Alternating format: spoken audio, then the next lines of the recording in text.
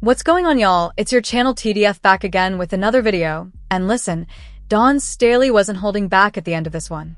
She had a lot to say. For this one right here, we're taking it all the way down to Tampa.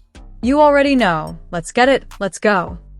South Carolina's loss to UConn in the 2025 NCAA Women's Basketball National Championship was a stunning and decisive defeat, with the Gamecocks falling 82-59.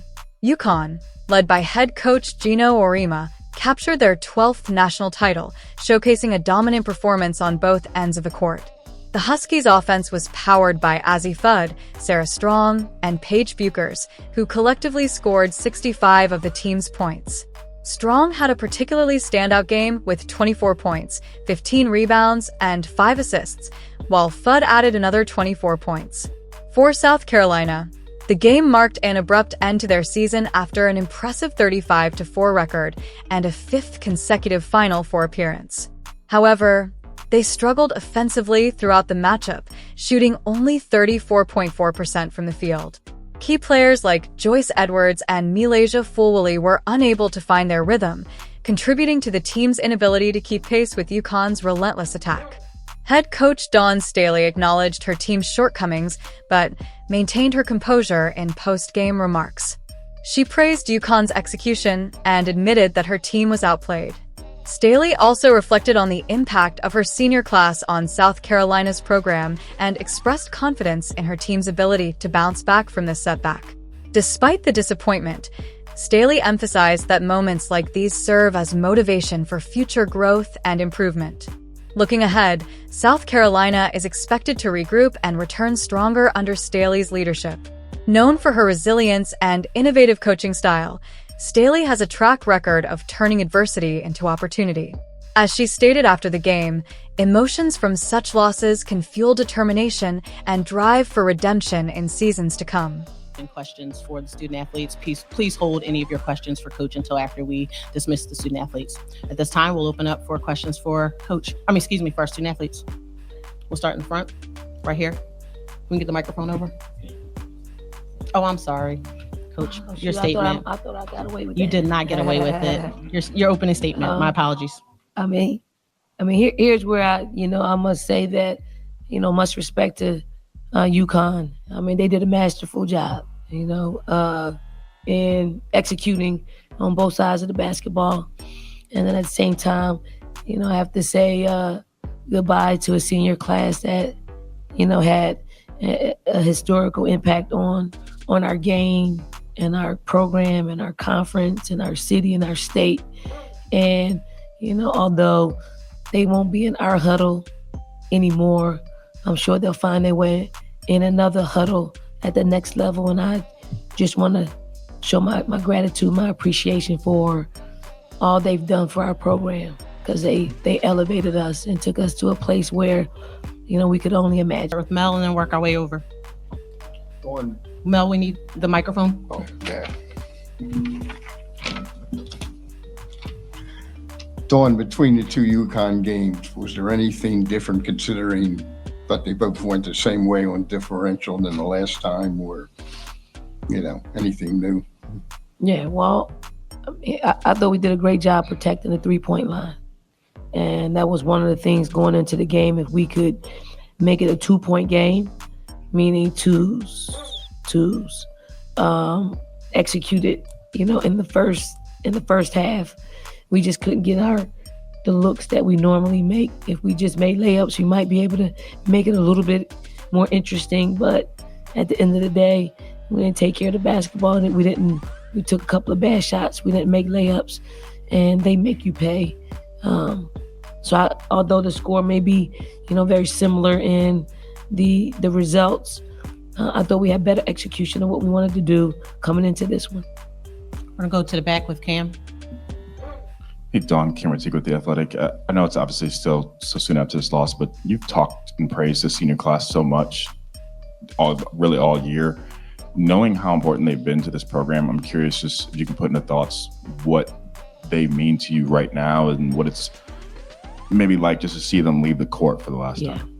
I'm one that I give them their flowers all the time. So, giving them their last flowers of just being in the locker room, is hang your head up high. There's nobody, there's no other women's college basketball student athlete has what they have, experienced what they experienced, won as much as they've won, and that's championships, and that's games, that's the experience that they. The flip side of that is the younger players, the ones who will be back next year. What do you want and hope that they take away from this experience in today? I hope they're crying. I hope they're boo-hooing, because from crying and having emotion about losing makes you work a little bit harder in the off season, makes you look at it and really analyze, what the separation is from their program and our program, and how we close the gap with that. They're very talented, and I think they got a great experience of playing at this level that I hope they have a desire to get back here and do all the things that it takes to play in a national championship game, and then deliver the blows that's needed to win. We're going to go to the center. Coach Staley, David Jones with Urban Media Today. All tournament, you all have made really good adjustments going into the second half, which has been the difference every time. What was your thoughts coming out of halftime to make those changes to get back into the game? Yeah, just what I said, most teams are down a lot more than 10 points against UConn at halftime. I thought if we can get, some easy buckets, I think we're leading and rebounding at halftime. Easy buckets, we kept the turnovers down to a minimum, but the turnovers that, we did have led to easy buckets. So it just puts a lot of more pressure on our offense to perform. Our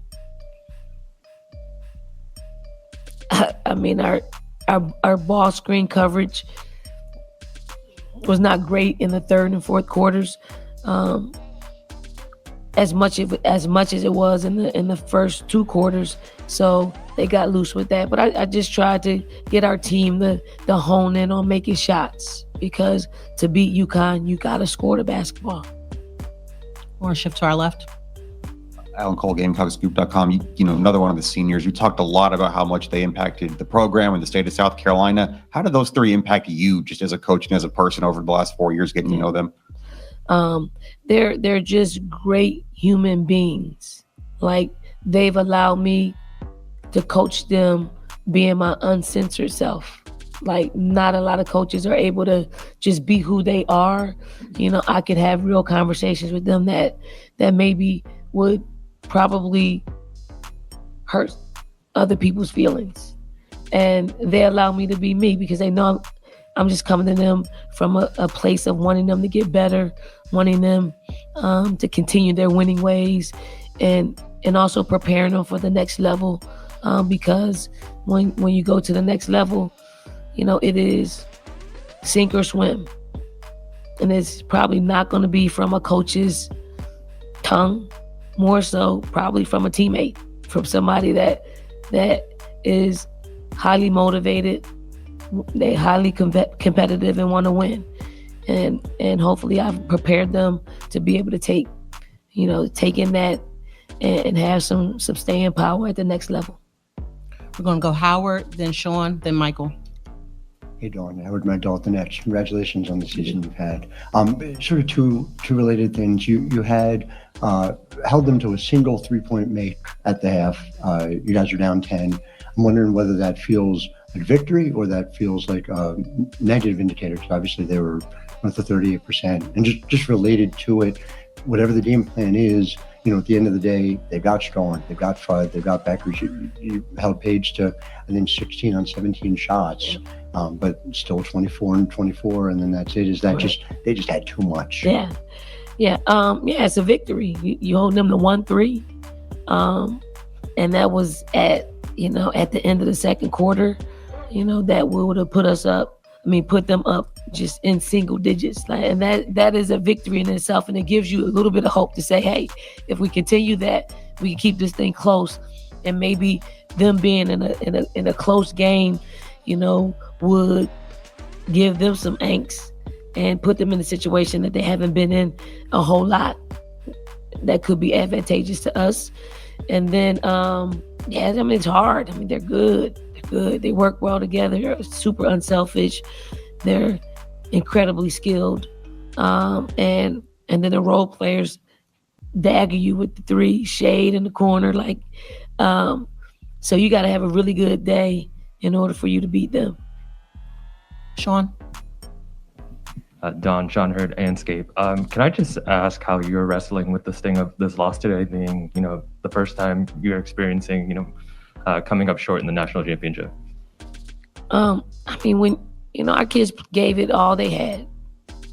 And when you can understand why you lost, and when you've been on the other side of that 3 times, you understand it. Like you can swallow it. We lost to a very, very good basketball team. That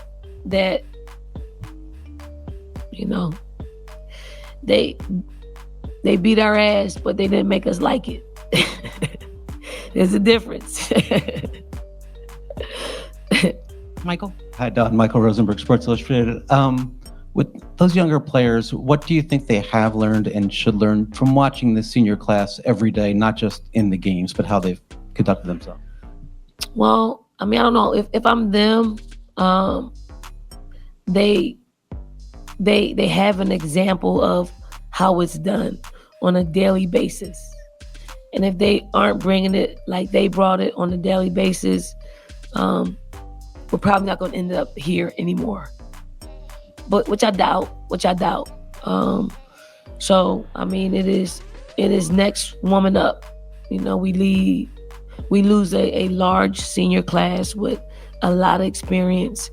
So although our team will look different, what will be similar is the way we approach things, the way we work, the way we prep each and every season, and they still are experienced. They still have Final Four experience under their belt. They still have national championship experience under their belt. So, hopefully they can, in their own way, top with this class that's leaving out. They can top it. They have an opportunity to top what's happened over the past couple of years.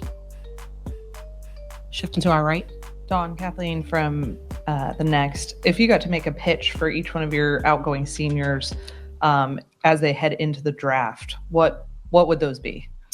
I can actually bottle them up and just speak on, what they're winners, number one. 2, they've been coached up.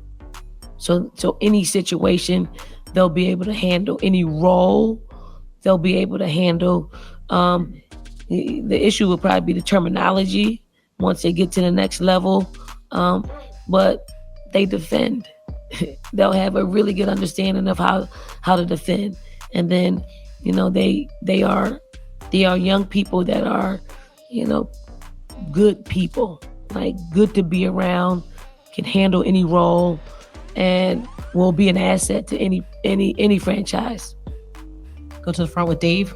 Excuse me. If you could pass it to the front for Dave, we'll come back. Dawn, in the immediate aftermath with a player like Joyce, who is going to be a huge part of the team, did you pull her aside and say anything specific to her about, hey, bottle this up, or remember it, or maybe just kind of let her be at this point? No, I let her sit in her sadness. Sometimes letting them sit in their sadness is much more powerful than breaking that train of thought.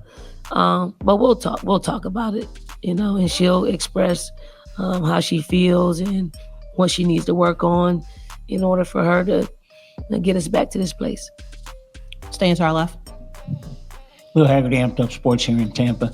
Coach, it's easier to recruit the position. It's hard to recruit the player. What kind of intangibles are going out the door with your seniors?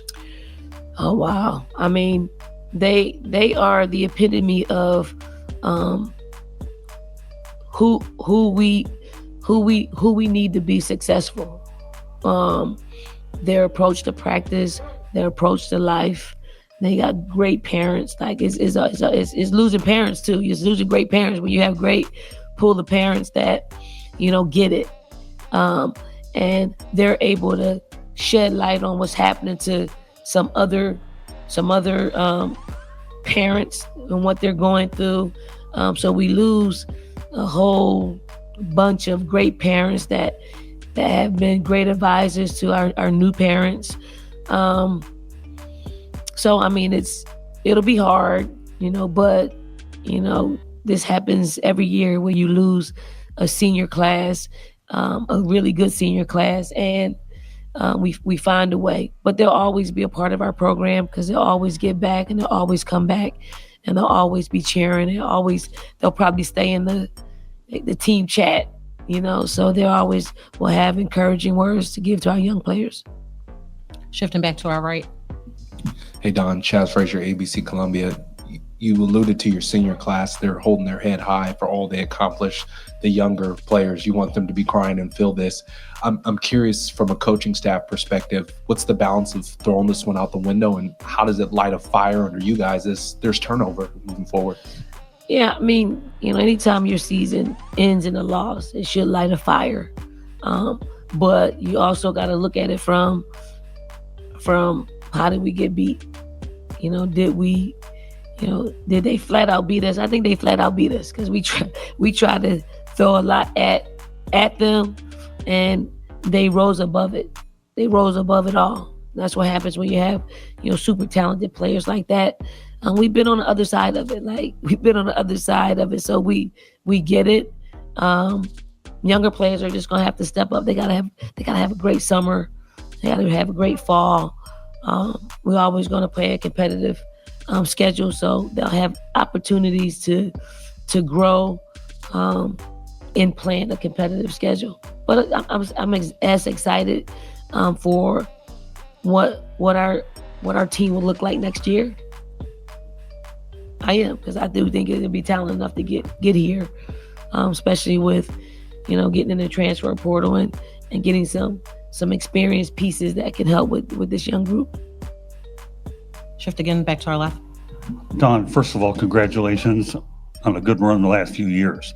How much do you relish the challenge initially when you beat Geno the first time and now you get to compete against him today? I mean, what do you gain by competing against an iconic coach? I know you have a history with him, and I think there's something you should feel pretty good about: win, lose, or draw, winning and then him winning today. Yeah, I mean, UConn's been the standard. So anytime that you can get any wins, you are breaking into moving ahead in the game, right?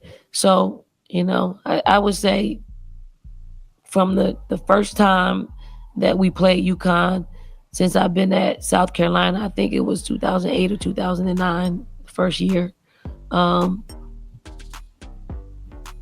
our heads beat in.